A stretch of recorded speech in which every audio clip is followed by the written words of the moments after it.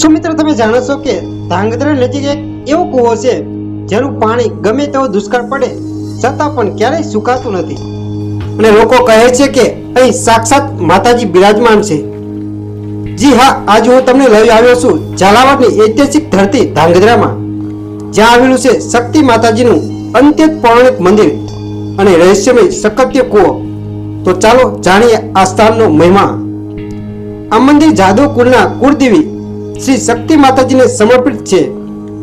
મંદિરનું સ્થાપત્ય અને શાંત વાતાવરણ મનને અપાર શાંતિ આપે છે। અહીંનું મુખ્ય આકર્ષણ છે સકત્ય કૂવો। લોકવાયકા મુજબ માતાજી સ્વયં આ કૂવામાં બિરાજમાન છે। આ કૂવાનું પાણી ક્યારેય સુકાતું નથી અને એ ગમે તેવો દુષ્કાળ પડે પણ પાણી ભરેલું જ રહે છે। આવો છે આ ચમત્કારિક કૂવો અને આવી છે ઐતિહાસિક જગ્યા।